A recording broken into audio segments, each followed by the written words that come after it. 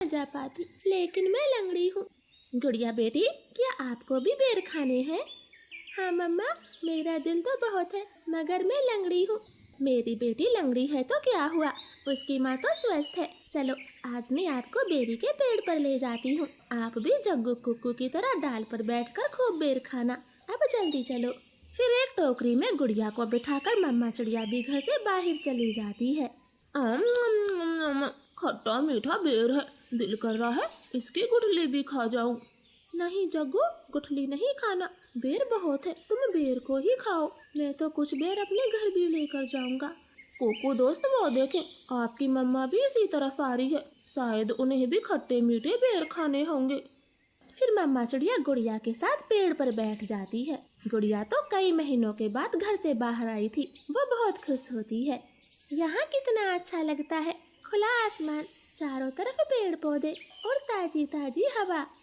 लो गुड़िया बहन, ये बेर खाओ, ये और भी मजेदार है। ऐसे वो तीनों गुड़िया को बेर तोड़ तोड़ कर खिलाते हैं। दूर छिपी हुई बुरी चील उन पर नजर रखे हुए थी। अरे वाह, एक साथ चार चार शिकार है, किसी एक का खात्मा तो हो ही जाएगा, बड़ी तेज भूख लगी है। फिर वो बुरी चील धीरे धीरे बेरी के पेड़ तक पहुंच जाती है और एकदम से उन्हें घेर लेती। जग्गू और कुक्कू तो डर के मारे मम्मा चिड़िया के पीछे छिप जाते हैं। सब ऐसे ही खड़े रहो, अगर एक भी भागा तो कच्चा चबा जाऊंगी, बड़ी तेज भूख लगी है मुझे। नाना चील जी, हमें जाने दे, हमारी जान बख्श दे, छोटे बच्चों पर रहम करें। नाना चिड़िया, किसी एक को तो अपना शिकार बनाकर ही खाऊंगी। चील उनके सामने बैठी थी।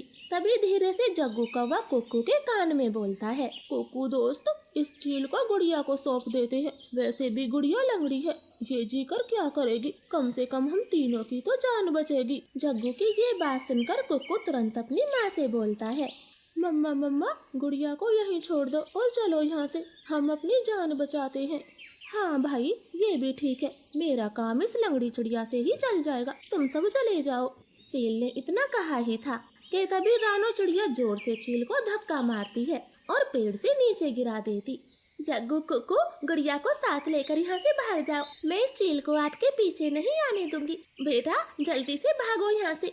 इतना कहकर रानो चील पर हमला कर देती है और जग्गू और कुक्कू टोकरी लेकर वहाँ से भाग जाते हैं। चिड़िया और चील में काफी देर तक लड़ाई होती है और आखिर में चील रानो को जान से मार देती है।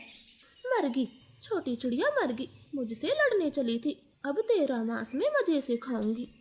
कुक्कू भाई, मम्मा अभी तक घर नहीं आई। मम्मा को चील ने मार दिया है, वरना वो अब तक आ जाती, क्या जरूरत थी मम्मा को वहाँ ले जाने की। भाई, अगर हम वहाँ न होते तो वो बुरी चील आपको खा जाती, आप ऐसा क्यों बोलते हो? नहीं, हम चील के हाथ कभी ना आते, वो तो तुम साथ में थी, इसलिए मम्मा ने चील से लड़ाई करने की सोची। तुम लंगड़ी थी ना, माँ को तेरी वजह से मरना पड़ा, अब तू ही माँ की हत्यारन है, समझी? ऐसे कुक्कू तो गुड़िया को ही दोषी ठहराता है। अब गुड़िया का ध्यान रखने वाला कोई नहीं था। कुक्कू सारे सारे दिन बाहर घूमता फिरता, वो लंगड़ी बहन का बिल्कुल भी ख्याल नहीं रखता, चाहे वो भूखी हो या फिर प्यासी हो। भाई, सुबह से रात हो गई है, आप मेरे लिए कुछ खाने को नहीं लाए?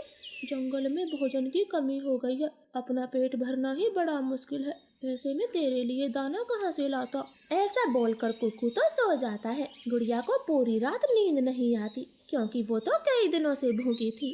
मम्मा, मम्मा, अगर आज आप जिंदा होती तो मेरा कितना ख्याल रखती, अब तो मुझे भी भूखा सोना पड़ता है, मैं क्या